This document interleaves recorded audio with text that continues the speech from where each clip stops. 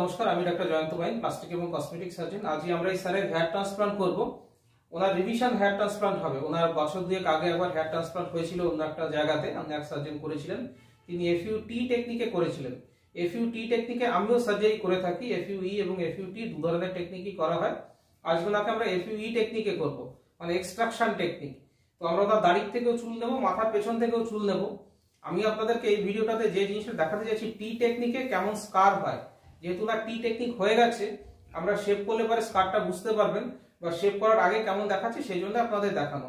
কারণ অনেকেরই মনে প্রশ্ন থাকে বা আশঙ্কা থাকে, বোধহয় একটা বাজে স্কার হবে, দেখতে খুব খারাপ লাগবে। সেই ব্যাপারটাই আপনাদের সঙ্গে আজকে আলোচনা করব। তো এই ভাইয়ের আগে একবার FUT টেকনিকে সার্জারি হয়েছিল। দেখুন কত সুন্দর চুল গ্রো করেছে, এবং বাইরে থেকে কিন্তু কোনো দাগ বা কোনো কিছু বোঝাই যাচ্ছে না।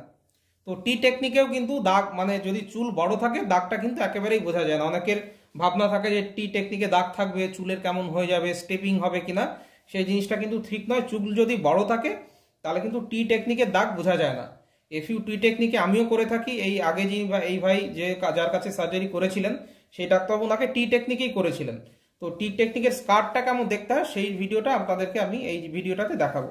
দেখুন নর্মালি রয়েছে স্কার, কিন্তু কিছুই বোঝা যাচ্ছে না, চামড়াতে যে দাগটা রয়েছে। এবার আমি শেভিং করে দেবো, শেভিং করলে দাগটা বুঝতে পারবেন। তো এই টি টেকনিকের যে দাগটা হয় সেটা কিন্তু একমাত্র শেভিং করলেই বোঝা যেতে পারে। তো দেখুন আমি চুলগুলোকে টানছি, এটা দিয়ে আমাদের যেটা চিরুনি সেটা দিয়ে টানছি। আপনি কিন্তু কোনো দাগ বা কোনো কিছু বুঝতে পারছেন না যে কোথায় টি টেকনিকের দাগ রয়েছে। সুতরাং চুল যখন বড় হয়ে যাবে টি টেকনিকের দাগ কিন্তু বোঝা যায় না। সুতরাং টি টেকনিক নিয়ে যাদের মনে ভয় রয়েছে তারা নিশ্চিন্ত থাকতে পারেন, টি টেকনিকের দাগ কিন্তু বোঝা যায় না। চুল বড় লাগলে কিন্তু টি টেকনিকের দাগ থাকে না বা বোঝা যায় না। দাগ তো ডেফিনেটলি থাকে। এবারে কেমন দাগটা, কেমন বেসিক্যালি নাড়া হলে পরে দাগটা কেমন দেখতে হবে সেটা আপনাদেরকে এবারে দেখাবো। তো আমরা এই শেভিং করে দিচ্ছি। আজকের প্রসেসটা ওনার অবশ্য আমরা FUE টেকনিকে করব, কারণ ওনার একবার টি টেকনিক হয়ে গেছে, যেহেতু স্কিনের মোবিলিটিটা কিছুটা কম, সেই জন্য আমরা ওনাকে আজকে ই টেকনিকে করব। এইটা হচ্ছে দাগ, এটা ট্রাইকোফাইটিক ক্লোজার করা হয়েছে, সেই জন্য দাগ কিন্তু অলমোস্ট বোঝাই যাচ্ছে না। তো এটাতে দাগ বোঝা না গেলেও কিছুটা দাগ ডেফিনেটলি নাড়া করলে পরে দাগটা বোঝা যায়। কোনো কারণে যদি নাড়া হতে হয় আপনাকে, তাহলে দাগটা বোঝা যাবে।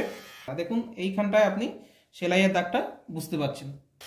তো FUT টেকনিকে করলে পরে এরকম একটা সেলাইয়ের দাগ কিন্তু বোঝা যায়। এটা একটা নেগেটিভ পয়েন্ট যদি আপনি বলেন, তাহলে এটা একটা নেগেটিভ পয়েন্ট যে FUT টেকনিকে একটা সেলাইয়ের দাগ হবে। তবে ভালো কথা বা সুখের কথা হচ্ছে যে চুল বড় থাকলে কিন্তু এই দাগটা বোঝা যায় না। তো এটা দেখুন, এই যে হচ্ছে FU যে টি টেকনিকে হয়েছিল সেই টি টেকনিকের দাগটা, এইটা হচ্ছে টি টেকনিকের দাগ। আমরা দেখতে পাচ্ছি অ্যারাউন্ড 12 সেন্টিমিটার কাছাকাছি স্ট্রিপটা তোলা হয়েছিল, এটা অক্সিপিটাল প্রোট্রুবারেন্স, এটা ঠিক ওপর দিয়ে কিন্তু দাগটা গেছে।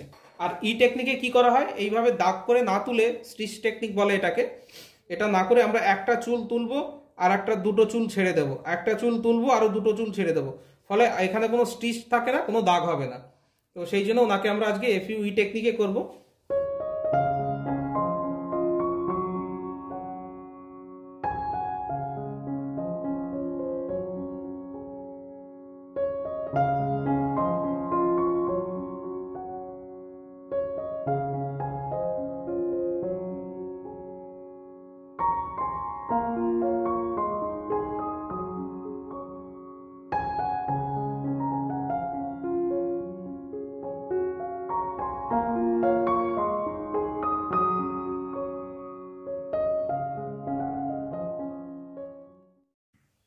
বন্ধুরা, গতকাল আমরা এই স্যারের FUE হেয়ার ট্রান্সপ্লান্ট করেছি।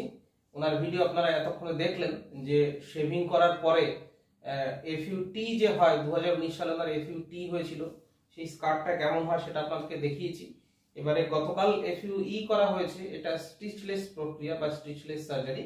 সেখানে FUE করার ইমিডিয়েটলি একদিন পরে কেমন হয় সেটা আপনাদের একটু কাছের থেকে নিয়ে আবার দেখিয়ে দেবো। তো আমরা এখান থেকে 2200 ফলিকেল, ওনার এই সেফ ডোনার এরিয়া থেকে 2200 ফলিকেল আমরা সংগ্রহ করেছি। আপনারা পুরনো যে FUT স্কার সেটা কিন্তু বুঝতে পারছেন, এটা হচ্ছে সেই FUT স্কার।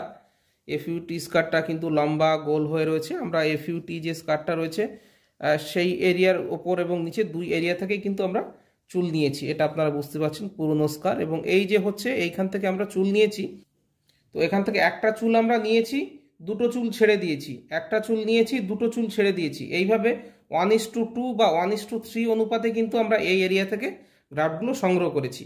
ওনার ক্ষেত্রে আমরা এই এরিয়া থেকে 2200 ফলিকেল আমরা সংগ্রহ করতে পেরেছি। এর পরেও কিন্তু অন্তত আমার হিসেব অনুযায়ী আরও 1.5 থেকে 2000 ফলিকেল আরও একটা স্টেজে কিন্তু বের করা যায়। তো এই ভিডিওটাতে আমি আপনাদের দেখালাম যে 2 বছর পরে FUT স্কার, যেটা লিনিয়ার স্কার, সেটা কেমন হয় সেটা আমি শেভিং করে আপনাদেরকে দেখালাম। এবং সেম ভিডিওতে সেম পেশেন্টের FUE করার পরে এক্সট্রাকশন টেকনিকে তোলার পরে সেই ডোনার এরিয়াটা কেমন দেখা যাচ্ছে সেটাও কিন্তু দেখালাম। তো আমরা এই যে ভাই এসছেন, ওনার ডোনার এরিয়া নিয়ে আলোচনা করছিলাম। আমরা ওনার রিভিশন হেয়ার ট্রান্সপ্লান্ট করেছিলাম, যেটা আপনারা এতক্ষণ ভিডিওটা দেখলেন, যে 3 বছর আগে ওনার একবার হেয়ার ট্রান্সপ্লান্ট হয়েছিল, টি টেকনিকে হয়েছিল। সেটার স্কারটা কেমন হয় সেটা আপনাদেরকে দেখিয়েছি। এবং আমরা যখন রিভিশন করলাম 3 বছর পরে, আমরা ওনার FUE টেকনিকে করেছিলাম, মানে একটা একটা করে চুল তুলেছি। সেটা করার পরে ইমিডিয়েটলি কেমন হয় সেটাও দেখিয়েছি, এবং একদিন পরে কেমন হয় সেটাও দেখিয়েছি। তো আজকে 1 মাস পরে দেখুন চুলগুলো কিন্তু গজিয়েছে, এবং সেই ডোনার এরিয়াটা কেমন দেখাচ্ছে সেটা আপনাদেরকে একটুখানি দেখিয়ে দেবো। তো আমরা এখান থেকে কিন্তু ওনার চুলগুলো নিয়েছিলাম FUE টেকনিকে। দেখুন চুল গজিয়েছে, একেবারেই মনে হচ্ছে না যে আমরা এখান থেকে কোনো চুল নিয়েছি। এবং টি টেকনিকে 3 বছর আগে কিন্তু ওনার হেয়ার ট্রান্সপ্লান্ট হয়েছিল, অন্য এক সার্জন করেছিলেন। উনি কিন্তু স্কারিং টেকনিকে করেছিলেন বা ট্রানজাকশন টেকনিকে করেছিলেন। ওনার সেই দাগটাও কিন্তু বোঝা যাচ্ছে না।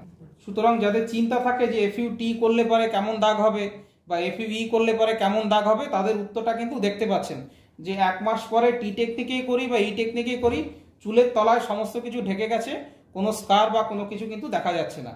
সুতরাং FUE বলুন FUT বলুন, দুটো টেকনিকই কিন্তু ভালো, দুটো টেকনিকেই হেয়ার ট্রান্সপ্লান্ট করা যায়। তো আমি রেগুলারলি FUT FUE দুটো টেকনিকেই করি, এবং কোন টেকনিকে কোন পেশেন্টের সঙ্গে করা হবে সেটা একটা বিবেচনার বিষয়।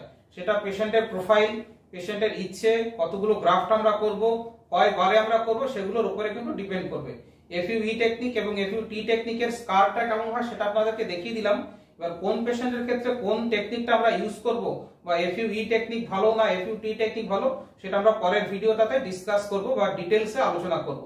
এই ভিডিওটাতে আপনাদেরকে দেখিয়ে দিলাম ডোনার এরিয়া, সেটা টি টেকনিক হোক বা টেকনিক হোক, আলটিমেটলি কেমন দেখায় সেটা আপনাদেরকে দেখিয়ে দিচ্ছি।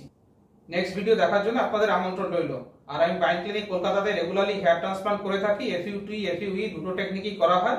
আপনারা আমার এই ইউটিউব চ্যানেলে হেয়ার ট্রান্সপ্লান্টের রেজাল্ট, পেশেন্টের এক্সপেরিয়েন্স, সার্জিক্যাল ভিডিও, সেগুলো নিশ্চয়ই দেখতে পারেন। আর আপনাদের হেয়ার ট্রান্সপ্লান্ট নিয়ে যদি কোনো প্রশ্ন থাকে বা হেয়ার ট্রান্সপ্লান্ট করাতে চান, তাহলে আপনারা আপনাদের মাথার ডোনার এরিয়া, যেখান থেকে চুল নেওয়া হবে এবং যেখানে বসানো হবে, যেখানে খালি হয়ে গেছে, সেই এরিয়ার ফটো পাঠিয়ে দেবেন। আমি দেখে আপনাদেরকে কতগুলো গ্রাফ লাগবে, কত খরচ হবে, কিভাবে আমরা প্ল্যান করব, সেগুলো আপনার সঙ্গে আমরা ডিসকাস করে নেব। নিচে আমার হোয়াটসঅ্যাপ নম্বর আছে, এই হোয়াটসঅ্যাপ নম্বরে আপনারা যোগাযোগ করবেন।